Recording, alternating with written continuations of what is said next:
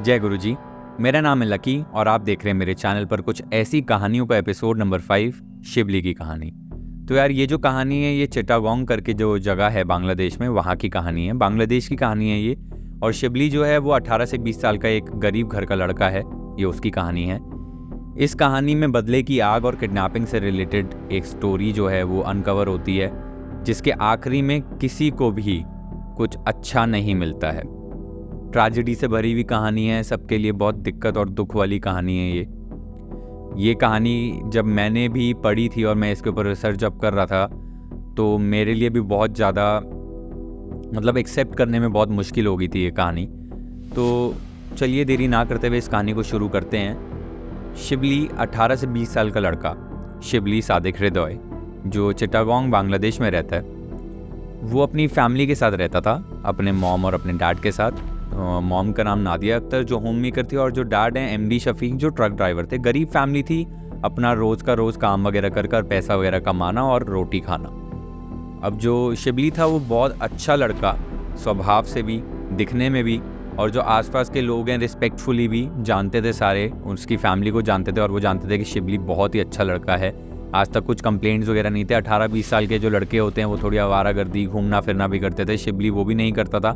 वो अपनी फैमिली की सारी रिस्पॉन्सिबिलिटी समझता था अच्छे से, और उसके बड़े बड़े अच्छे सपने थे जो वो सोच रहा था कि वो अपने माँ बाप के लिए पूरे करेगा, अपने लिए पूरे करेगा। और उसी के चलते वो पढ़ाई लिखाई जो है वो बहुत अच्छे से करता था। जब उसने स्कूल ख़त्म किया और वो कॉलेज में गया तो वो चाहता था कि वो कॉलेज की जो फ़ीस है वो खुद ही अरेंज करे और ना कि अपने माँ बाप पे पैसे का बोझ डाले कि उन्होंने अभी तक इतना सब कुछ कर लिया, मैं कॉलेज में आ गया हूँ, मैं थोड़ा बड़ा हो गया, मैं खुद भी कमा सकता हूँ, मैं अपने माँ बाप की भी हेल्प कर सकता हूँ, मुझे बोझ बनने की ज़रूरत नहीं है। तो आप देख सकते हैं कि 18-20 साल का लड़का, इतनी अच्छी सोच वाला गरीब घर का लड़का, बड़े सपनों के साथ कुछ अच्छा ही करेगा ज़िंदगी में। पास में एक पोल्ट्री फार्म था जहाँ पर शिबली ने एक जॉब ले ली।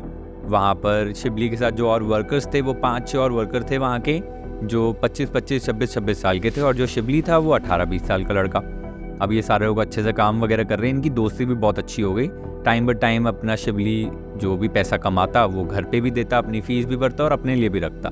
अच्छे से काम कर रहा था। और पोल्ट्री जो फार्मिंग का काम होता है वो बहुत ज़्यादा हेक्टिक होता है, जहाँ पर शिबली अच्छे से ही काम करता था, और इतना अच्छा से काम करता था कि वहाँ का जो बंदा था, ओनर था, उसने शिबली को वहाँ का मैनेजर बना दिया था। अब वहाँ पर शिबली 18-20 साल का लड़का होकर, अच्छा खासा पढ़ने लिखने वाला लड़का, वो वहाँ का मैनेजर, और वहाँ पर जो बाकी के लड़के हैं वो 25-26 साल के लड़के हैं जो काम करते हैं, और इनके अच्छी खासी दोस्ती है, रोज़ उठते बैठते हैं। और जो शिबली है वो अपने काम को लेके कुछ ज़्यादा ही सीरियस रहता था, सिंसियर बंदा था वो। तो अगर उसके काम में कोई और अपना काम वगैरह ना करे एज अ मैनेजर तो उनको टोक देता था। उनमें से 2-3 लड़के अगर कभी काम वाम नहीं कर रहे हैं, हंसी ठिठोली कर रहे हैं, तो शिबली जो है उनको डांट देता था, उनको टोक देता था। ऐसे ही किसी दिन चलते इनकी जून में एक छोटी मोटी लड़ाई होती है, जिसको जो फार्म का ओनर है वो भी आ जाता है, उस लड़ाई में इन्वॉल्व हो जाता है और वो लड़ाई ठीक करवा देता है, सॉर्ट करवा देता है। और उसके अगले दिन से सब कुछ ठीक हो जाता है। सारे लोग अपना नॉर्मली आराम से हंस खेल कर बात वगैरह करके काम वगैरह कर रहे होते हैं। अब यही जो बात होती है शिबली घर पे आके अपनी मम्मी से भी शेयर कर देता है। थोड़ा टाइम तक यही चलता है। शिबली का जो काम वाम होता है वो अच्छे से चल रहा होता है। वो जितनी भी इनकम आती है उससे फीस भरता है, अपने घर पे भी देता है और अपने लिए भी रखता है। एक 28 अगस्त की शाम को शिबली काम करने जाता है और वो रात को वापस नहीं आता है। अब ये चीज़ को लेकर जो शिबली के मॉम डैड थे वो बहुत ज़्यादा टेंशन में आ गए कि शिबली गया हुआ है, अभी तक आया नहीं है। उन्होंने कॉल वगैरह करने की कोशिश करी बट उससे कांटेक्ट नहीं हो पाया। तो शिबली के मॉम डैड ने सोचा कि काम में इस बारी देरी हो गई होगी, क्योंकि यूजुअली भी कभी कभी ऐसा होता था कि जब शिबली काम से बहुत लेट घर आता था, कोई काम पोल्ट्री फार्म में होता है कि रात को आ जाता है, डिलीवरी के लिए कुछ काम आ जाता है, तो वहाँ पर कभी कभी शिबली जो है लेट तक रुक जाता था। तो वो उनको लगा कि आज भी कुछ काम में फंस गया होगा इसलिए लेट हो गया, तो वो वेट करते रहे। वेट करते करते अगला दिन आ गया और शिबली अभी तक घर नहीं आया। मॉम डैड जो थे वो बहुत ज़्यादा परेशान हो गए। अब इतने में जो शिबली की मॉम थी उनका एक फ़ोन बजता है और उनके फ़ोन पे आता है शिबली का कॉल, जिसको वो जल्दी से हड़बड़ाहट में उठाती हैं और बात करती हैं। जो सामने से जैसे ही वो कुछ बोलने वाली होती हैं, सामने से शिबली की आवाज़ आती है कि माँ, मुझे ये लोग मार रहे हैं, ये टॉर्चर कर रहे हैं, इनको पैसे चाहिए, अगर इनको पैसे नहीं दिए तो ये तो मुझे मार देंगे, और मेरे को इन्होंने गाड़ी में बंद कर रखा है 10-12 घंटे से और मुझे कहीं लेकर जा रहे हैं। इतने में शिबली की मॉम आगे से कुछ बोलती कि फ़ोन कट गया। अब शिबली की मॉम ये सब सुनकर बहुत ज़्यादा डर जाती हैं और हड़बड़ाहट में ही वो कॉल बैक करने वाली होती है शिबली के नंबर पे, कि इतने में ही शिबली के नंबर से ही वापस कॉल बैक आता है। बट इस बारी शिबली नहीं होता है फ़ोन पर, इस बारी जो होता है वो किडनैपर। और वो किडनैपर शिबली की मॉम को बोलता है कि अगर आप अपने बेटे की सलामती चाहते हो तो मुझे 15 लाख टका चाहिए। टका जो बांग्लादेशी करेंसी होती है, जैसे यहाँ का रुपीज़ है वैसे बांग्लादेश का टका है, तो वो 15 लाख टका मुझे चाहिए, नहीं तो आपके बेटे को मार दिया जाएगा। इस नंबर पर कॉल बैक मत करना और ना ही पुलिस को इन्फॉर्म करना, नहीं तो आप अपने बेटे को कभी ज़िंदगी में देख नहीं पाओगे और आपके पास 4 दिन का समय है। इतना बोलकर किडनैपर जो है वो फ़ोन काट देता है कि शिबली की मदर कुछ भी बोल पाए। अब शिबली के जो मॉम डैड है वो बहुत ज़्यादा परेशान हो जाते हैं, टेंशन में आ जाते हैं, लेकिन उनको अपने बेटे की जान तो बचानी है। वो डर डर की ठोकरें खाते हैं, भीख मांगने की कोशिश करते हैं, पैसे जमा करने की कोशिश करते हैं। 1 दिन हो जाता है, 2 दिन हो जाता है, 3 दिन हो जाता है, 4 दिन हो जाते हैं और चौथे दिन अब किडनैपर्स का कॉल आता है। जब कॉल पर शिबली के जो मॉम डैड है वो रिक्वेस्ट करते हैं किडनैपर से कि बेटा बहुत ज़्यादा पैसे हैं, 15 लाख टका, हमने आज तक 1-2 लाख टका भी नहीं देखा है, 15 लाख टका तो बहुत बड़ी बात है, हम कहाँ से अरेंज करेंगे, हमारा इकलौता बच्चा है, हमें उसकी जान बचानी है, प्लीज़ आप जो फिरौती की रकम है वो प्लीज़ आप कम कर लीजिए। अब पता नहीं किडनैपर्स भी कैसे से थे, वो जानते थे शायद से फैमिली को, या उनको उनकी कंडीशन पता थी कि वो एक्सेप्ट कर गए और उन्होंने जो फिरौती की रकम है वो 15 लाख टका से कम करके 2 लाख टका कर दी। अब 2 लाख टका में भी जो शिबली है उसके जो पेरेंट्स हैं वो डर जाते हैं, क्योंकि 1-2 लाख टका भी बहुत बड़ी रकम है, वो कहाँ से अरेंज करेंगे। बट किडनैपर ने बोला कि अगर आपने मुझे 2 लाख टका नहीं दिया तो हम आपके बेटे को मार देंगे, और अगर आपने किसी और को इन्फॉर्म किया तो हम आपके बेटे की जान ले लेंगे। 2 दिन का समय है आपके पास, 2 दिन के बाद आप यहाँ पर आना और ये पैसे यहाँ पर ड्रॉप करना, तो आपका बेटा सही सलामत आपके पास वापस आ जाएगा। अब जो शिबली के माँ बाप हैं वो जाते हैं, दर दर की ठोकरें खाते हैं, पैसा जो है वो तो वो सबको वापस लौटा देंगे, बट अगर बेटा नहीं आया तो वो कहाँ से आएगा, बेटे को कहाँ से वापस लाएंगे, पैसा तो ये कैसे भी चुका सकते हैं। जैसे तैसे शिबली के मॉम डैड ने पैसे जमा करे और उन्होंने वो 2 लाख टका जमा करने के बाद भीख वगैरह मांग के लोगों से अरेंज करके अपना सामान या जगह वगैरह बेच कर उन्होंने 2 लाख टका जो जमा करे थे वो शिबली के डैड लेकर, जहाँ पर किडनैपर्स ने बोला था कि वहाँ पर आना है इतने बजे, वहाँ पर जाते हैं बैग लेकर, और वहीं पर ही 2 लड़के आते हैं जिनका मुंह वगैरह ढका होता है और वो उनसे बैग लेते हैं और वो जाने लगते हैं। इतने में शिबली के जो डैड होते हैं वो बोलते हैं कि मेरा बेटा कहाँ है, तो वो बोलते हैं कि आप घर जाइए, आपका बेटा घर पहुँच जाएगा। अब शिबली के डैड भाग दौड़ के जल्दी से घर जाते हैं ये देखने के लिए उनका जो आंखों का तारा है, उनका जो बेटा है वो घर पर आ चुका होगा। बट जैसे ही वो घर जाते हैं कि वो हैरान हो जाते हैं, क्योंकि शिबली अभी तक घर नहीं लौटा था। उन्होंने नादिया से बात करी कि कहाँ है शिबली, तो उन्होंने बोला कि आप लेने गए थे, अभी तक लाए नहीं। अब दोनों माँ बाप बहुत ज़्यादा टेंशन में आ जाते कि हमने पैसे भी दे दिए हैं, बेटे की जो है हमारे पास कुछ खबर भी नहीं है। उन्होंने बोला था अभी तक बेटा आ जाएगा, लेकिन आया भी नहीं है। माँ बाप अपने आप को तसल्ली देने की कोशिश कर रहे होते हैं कि जैसे तैसे कहीं दूर ले गए होंगे किडनैपर्स, पास आने में टाइम लग जाएगा, कहीं ट्रैफिक में फंस गए होंगे, कुछ दिक्कत परेशानी हो गई होगी। ऐसे करते करते 1 दिन बीत जाता है, 2 दिन बीत जाते हैं, 3 दिन बीत जाते हैं, लेकिन शिबली की कोई खबर नहीं आती, ना ही जो किडनैपर्स हैं उनकी तरफ से कुछ इन्फॉर्मेशन आती है।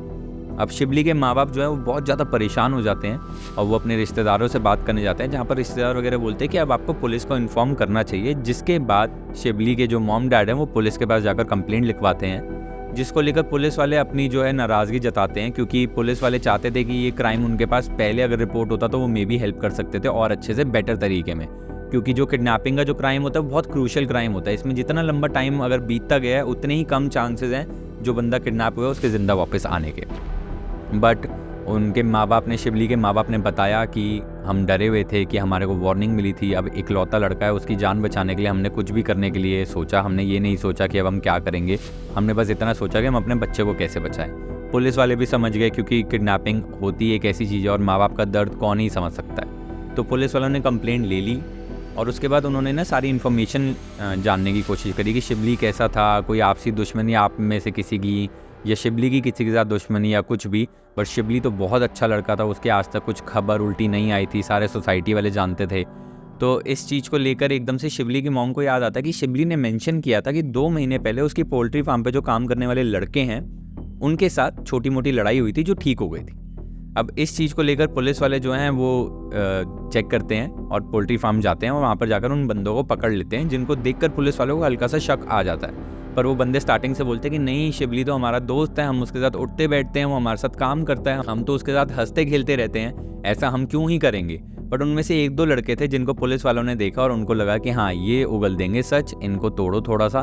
तो पुलिस वालों ने उन बंदों को पकड़ा और उनसे सच निकलवाने की कोशिश करी। जब थोड़ी देर बाद उन्होंने सच बताया तो उन्होंने ये बताया कि हाँ, 28 अगस्त को हमने ही शिबली को किडनैप किया था। एक्चुअली में जो 2 महीने पहले हमारे में से जो एक लड़का है उसकी लड़ाई हुई थी शिबली के साथ, और उस बंदे को अच्छा नहीं लगा कि शिवली एक छोटी सी उम्र का लड़का होके हम बड़ी उम्र वाले लोगों पे रौब झाड़ रहा है, ठौस जमा रहा है, हमें काम करने बोल रहा है। तो हमने सोचा था कि हम इसको किडनैप करेंगे, इसको थोड़ा सा टॉर्चर करेंगे, मारेंगे, पीटेंगे, इसके घर वालों से पैसे लेंगे और इसके बाद इसको छोड़ देंगे। तो पुलिस वाले कहते हैं कि ठीक है, आपने फिरौती भी ले लिया, आपने सब कुछ कर लिया, तो शिवली कहाँ है? अब जो लड़के हैं वो बताते हैं कि हमने शिवली को मार दिया। अब पुलिस वाले कहते हैं कि आपने मारा क्यों? आपको तो फिरौती की रकम भी मिलने वाली थी। तो उन्होंने बताया कि शिवली ने एक्चुअली हमारे में से 2 लड़कों की शक्ल देख ली थी और वो पहचान गया था कि हम कौन हैं। अब अगर उसे पता लग गया हम कौन है तो हम उसे छोड़ नहीं सकते, क्योंकि अगर वो जाएगा तो वो हमारी कंप्लेंट करेगा, पुलिस आकर हमें पकड़ लेगी। तो इससे बेटर हमने सोचा कि उसे मार दिया जाए। अब पुलिस वाले कहते हैं कि चलिए ठीक है, डेड बॉडी कहाँ है हमें बताइए, हमें डेड बॉडी रिकवर करनी है। तो वो लड़के बताते हैं कि यहीं पास की पहाड़ी में ही, वहीं से हमने खाई में जो है वो डेड बॉडी फेंक दी है।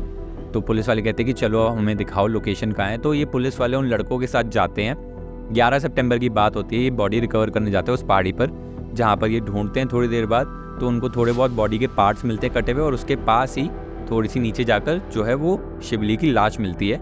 जो लाश देखने पर तो पता नहीं लग पा रहा था कि शिवली की होगी, क्योंकि मुंह पूरा खराब था, कटा पटा सा था। बट शिवली के जो मॉम डैड थे उन्होंने देखकर बता दिया था, क्योंकि जो बॉडी के ऊपर जो कपड़े थे वो शिवली के ही थे। अब पुलिस वाले जब डेड बॉडी वगैरह रिकवर करके ला रहे होते हैं तो उसके बाद वो नोटिस करते हैं कि बॉडी पार्ट में से कुछ चीज़ें मिसिंग है, जिसके बाद से एक ऐसी खौफनाक और घटिया हरकत सामने आती है, जिसमें जो मेन बंदा था जिसकी शिवली से लड़ाई हुई थी, उसने शिवली को मारने के बाद उसके बॉडी पार्ट्स को काट कर कुकर में पका कर खाया था, और उसके बाद बची हुई बॉडी को ले जाकर उस खाई में फेंक दी।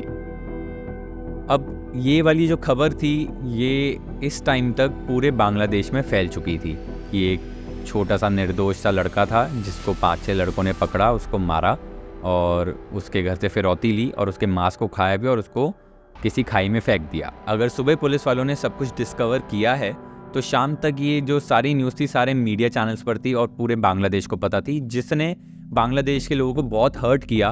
उनको बहुत ज़्यादा बुरी लगी ये चीज़ और सारे के सारे लोग रोड पर भी उतर गए। बहुत लोगों ने रैली भी निकाली जस्टिस के लिए, शिवली की जस्टिस के लिए, और उनको इतना ज़्यादा हेट था उन बंदों से कि जब वो पुलिस वाले बंदों को लेकर गाड़ी में वापस ला रहे थे जेल में ले जाने के लिए, तो रैली ने बीच में उस पुलिस की गाड़ी पे हमला किया और उनमें से जो मेन आरोपी था, जिस बंदे ने शिवली का मांस भी खाया था, उसको निकालकर इतना मारा पब्लिक ने कि वो बंदा वहीं पर ही मर गया। इसके बाद जैसे तैसे पुलिस ने एक्स्ट्रा कवर मंगवा कर, एक्स्ट्रा हेल्प मंगवा कर, गैस बम्स वगैरह छोड़कर पब्लिक को हटाकर जो 5 आरोपी थे उनको अपनी गाड़ी में सेफली बचाकर जेल तक लेकर गए और उसके बाद उनकी सिक्योरिटी में उनको रखा गया ताकि वो लोगों के हत्थे ना चढ़ जाए और वो जो उनको मेनली जो उनके ऊपर जो केस है, जो उनकी सज़ा जो उनको मिलनी है वो उनको अच्छे से मिलकर रहे। क्योंकि एक तरीके से अगर देखा जाए कि एक आरोपी को जिसने पब्लिक ने गुस्से में मार दिया वो भी बहुत गलत चीज़ है और उस बंदे को पूरी उसकी सज़ा मिलनी चाहिए थी, उसको पूरी ज़िंदगी समझ आना चाहिए था कि उसने क्या गलती करी है। लेकिन जैसा कि मैंने आपको स्टार्टिंग में बताया था कि ये जो कहानी है इसके आखिरी में सबके लिए ही कुछ ना कुछ खराबी थी।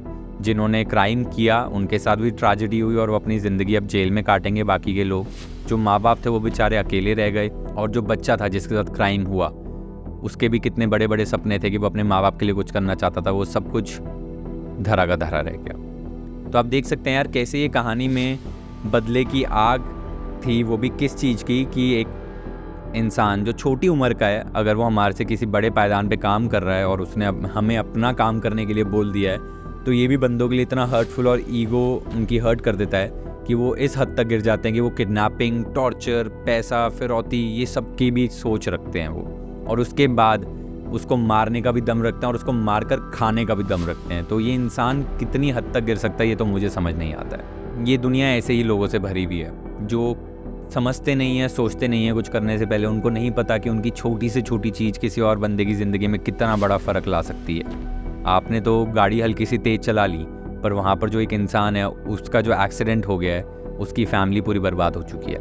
आपको तो पता नहीं है कि आपने थोड़ी सी गाली दे दी है, बट उस बंदे का दिमाग अब पूरा दिन उस गाली में ही चल रहा है। तो मैं बस इतना ही कहना चाहूँगा guys, be humble, be kind, किसी को भी उल्टे सीधे तरीके से कुछ भी मत बोलिए। जो भी एक्टिविटीज़ आपको लगता है कि आप अगर दूसरी साइड होते और वही एक्टिविटीज़ आप अगर फेस कर रहे होते तो आपको अगर वो सही लगती चीज़ तभी आप करिए, नहीं तो मत करिए। किसी को ठोस पहुंचाना हमारे हाथ में नहीं है, हम बस अपनी ज़िंदगी को ही बेहतर बना सकते हैं। तो इसी के साथ आज की कहानी हम यहीं पर ही ख़त्म करते हैं। अगर आपको ये वीडियो अच्छी लगी हो तो कृपया इस वीडियो को लाइक करिए, अपने दोस्तों के साथ शेयर करिए, अपने व्यूज़ जो हैं कमेंट करिए, और अगर आप चाहते हैं कि आपके पास कुछ ऐसी कहानी है जो मैं आप सब लोगों के साथ शेयर करूं, तो कृपया नीचे दी गई मेल आईडी पर वो कहानी शेयर करें, मैं आप सबके साथ शेयर करूंगा। जय गुरु जी।